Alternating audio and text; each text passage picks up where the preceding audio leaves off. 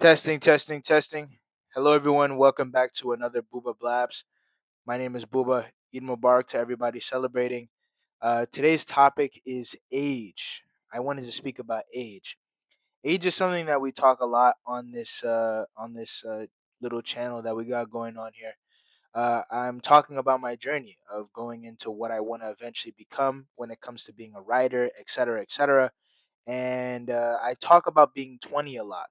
In the last video that we talked about, I brought up an example of a child that I saw on Instagram, or not a child, they're grown up now, but of them speaking about their experience of all the kind of dreams that got killed from them when they were younger. Of course, a lot of those dreams were like you could argue in our age were unrealistic, but I talked about the detriment of how it what it means to a child, like how this kid started off by saying he wanted to go to the NBA, and then if he couldn't go to the NBA, he wanted to do this, he wanted to do that, and of course there are a bunch of like childish delusions into being able to wanting to get something, but the constant pushback of him actually being able to get those things likely is a contributing factor to how a lot of people think when they grow older, right? If you have so many people around you that are older than you that you respect and care about and love telling you that you can't do something, you likely can't do it, right? And that's kind of what I wanted to focus on today with age, because I think that age is one of the most important and most annoying things about life. Now, pause. Don't clip me there, okay? Don't clip me there. Age is important, okay? This is a fact. Age is important. However, what do I mean? See, I think that age is very much something that can be such a strong weapon, both for and against the young. Okay. And why do I talk about the young? Do I refer to myself as the young? In a way, yeah. I think of myself as a young person compared to the people that I'm talking about. But if I'm being honest, it can be throughout all ages and throughout all age groups. Age is something that's so significant and so like important for people that that it can be the deciding factor in almost every category. If you had to boil down and boggle down everything, age is one of those things where it's like there you can't really do anything to that. Now, how is it a weapon? Okay, and I think that it's a weapon in the sense of like talking about the good. If you are a certain age, you gain certain respect, Like you being seen as like 15 or whatever it may be compared to you being seen as 20 is a drastic difference within those 5 years. Of course, it's one of the most like important years of your life considering the fact that like you're going from being a teenager to being an actual adult. And that's a big time for growth. But even for a lot of other things, I used to hear a lot that once you reach a certain age, you're kind of viewed all in the same category.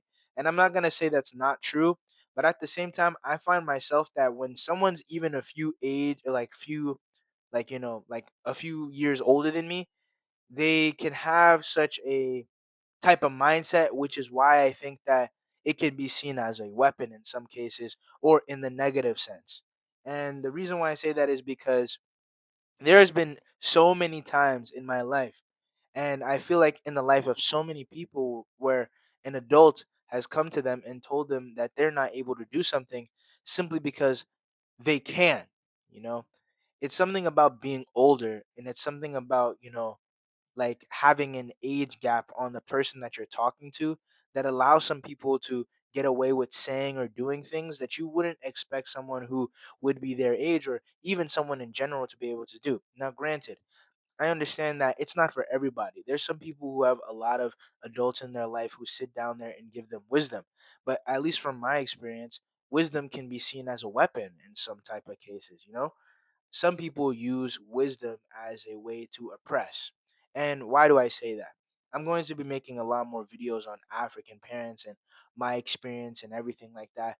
But from what I know, it's when someone comes to you and they say that they want to give you wisdom, or like when one of my parents or somebody else who's older than me, even my own cousins, saying that they want to give me wisdom or want to drop ball knowledge onto me, it's never in the sense of like trying to make me understand the view, because I'm young and I don't get it, right?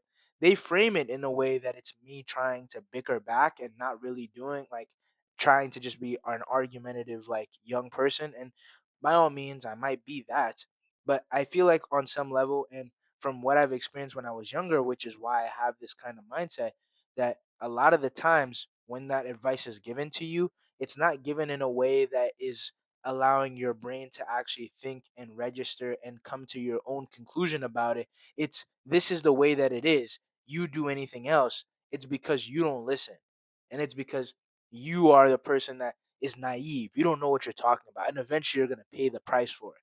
It's almost like a threat or a warning in a way, you know? Like either heed my warning that I'm giving you because it's 100% solely correct, or get cooked in the long run, which makes it kind of like one of those situations where there could be two cases.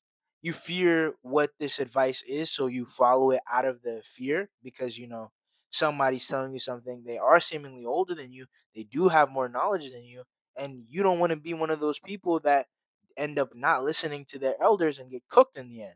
But then there's the other case where sometimes those advice actually comes into fruition, or at least you get to see the repercussions or like the outcome of the advice, and you find that the person who told it to you was wrong. And it causes your brain to kind of go into a state where the way that you look at that person or the way that you look at their advice from now on is seen as such a like you know in a little bit of like a light that you wouldn't have seen before. Like now you look at it and you're like questioning everything that they say or do because you just don't think it's true anymore, right? Like you think that this person is trying to place ideals onto you rather than actually give you something to help you out. And I think that it's one of those things that is very like sad, but also at the same time a very serious thing, because on some extreme cases it can cause someone to completely look at advice and look at elders and look at people and cast it to the side, when a lot of the time sometimes they are valuable and sometimes they are lessons that you should take. I'm not here advocating for people to kind of not listen to the what someone older than them is telling them in their life, but rather I advocate for taking it with a grain of salt, because what I think happens is that when someone reaches a certain age, something about their brain or something about their belief system gets blocked off from learning things. Now, granted, again, this is not for every person who reaches a certain age. I guarantee you that many of you listening now will grow up into being like, well functioning, knowledge taking fucking adults. But I mean, in the sense of like, from what I noticed about the older generation, there are a lot of them, especially foreign parents, who come and they have their own way of life, an own way of understanding things based off of their experiences, right?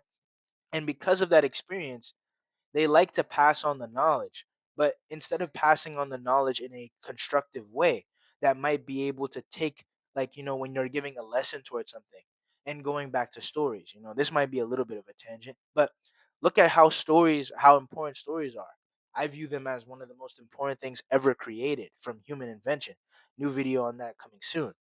But the reason as to why is because stories are a very good way to teach the audience a lesson, or teach them a way or a perspective that they didn't know through a characters or through the narrative or through the plot, right? And so the story is not able to force you to think a certain way. Sometimes they do. Sometimes they sit down there and try to give you some sort of thing. But even when they are trying to do that, you as the reader sometimes understand that this thing that they're telling you is from the perspective of this, right? Like if someone is trying to make a story about revenge, right? Like you can witness the story, and maybe the author's message to you is that revenge is bad. But in some cases, sometimes an author might show you what happens when someone goes throughout the story of revenge, but it kind of makes you question on whether or not that revenge is good or bad. There's so many stories about how revenge can be such a wicked and consuming thing, right?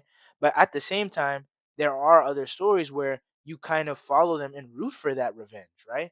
And so it gives you these two different perspectives. They're both lessons, they're both wisdom, and they're both advice. And they both can be taken with either equal weight depending on how you view it. But the important thing is that it's not forced down your throat, right? It's one of those things where by the end of it, you come to your own conclusions and you take those lessons onto you in real life. And I think that that's what a lot of these foreign parents or people are missing when it comes to the idea of advice in general. They don't they don't feel like giving you advice based on like, like something that can you can actually learn from. They're trying to give you advice so that you can follow it. And sometimes they can be good intention, right? Like not everybody who's telling you this advice is trying to make you like harm or trying to push these ideologies onto you. Sometimes they really did experience these things. And not many of the times they really did experience these things and they are trying to warn you because they genuinely want what is best for you.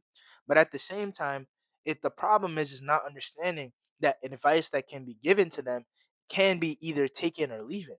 Or like when you're talking to somebody and you're sitting down with your friends and you're talking about relationships and whatever it may be, you oftentimes tell your friend like what they need to do, but you don't do it in a forceful manner. You can't stuff down their throat like, hey, you need to listen to what I'm talking about here. Sometimes you're like, hey, you can do what you want to do, but here's my opinion on this thing. And from what I learned, here's what you can do, right? And that's how it works amongst things. So I think that honestly, we should advocate for more advice from people our age, right? Not like advice in the sense of maybe wisdom per se, but knowledge. We should share experiences, share things, because I guarantee you, there are many people in life who are going through a lot of the same things that you're going through. You need to be able to find a friend or someone, a companion, someone who you could just like explain and relate with, because there are so many of that out there, but we don't really do that because I feel like amongst our age groups it's not very often where we might go into those details. Sometimes people are afraid to ask for advice on these specific things or go into whatever it may be. And not to say that the advice of the older generation is not valuable, because they very much are.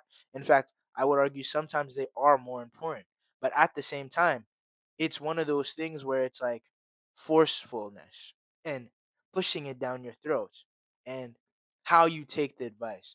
Now, of course, you can always take advice in the way that you want to take it. No one can necessarily fully force you, at least if you're in some good, healthy setting. But at the same time, it can feel like force in some settings.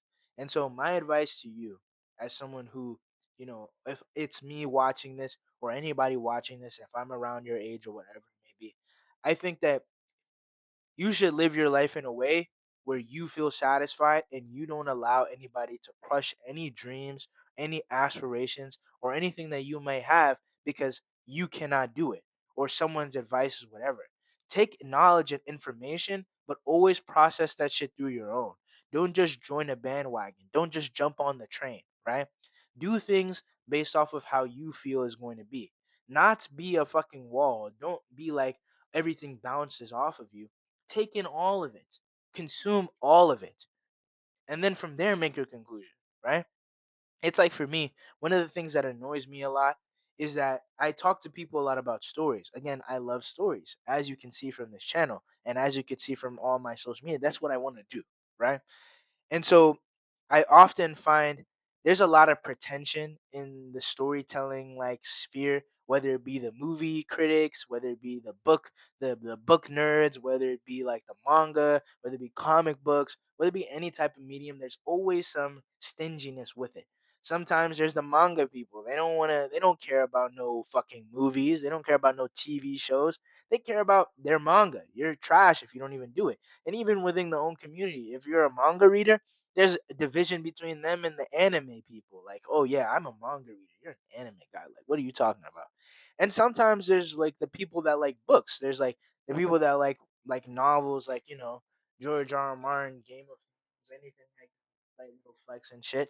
But there's the people that enjoy that and then criticize manga. They can't read manga. It's comic books. They're picture books. They're for children. How can they sit down and read it?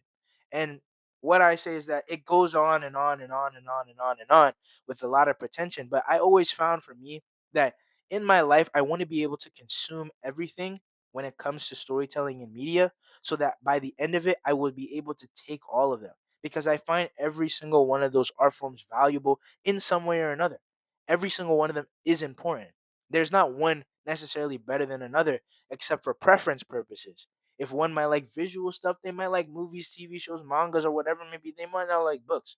But somebody who likes to read more might enjoy those types of things, right? And there's always a balance between the two. So again, consume everything. Take all the knowledge that you can. Enjoy life as much as you possibly can and take every bit of information. But don't allow yourself to be bogged down by the people of the past. Don't allow yourself to be bogged down by the people of now. Allow yourself to fully grow into whatever you want to go. And don't allow your age or anything to stop you from getting where you want to go. You are you. And if you want to guys talk about anything, if you want to have advice, then there are definitely people, including myself, who will be able to talk with you about that. Do what you want to do. It's your life. Don't let advice bog you down. Don't let age bog you down. Be you. And that's my final message. Thank you guys for listening. More videos coming soon. Sorry I disappeared for a few days, but bye bye.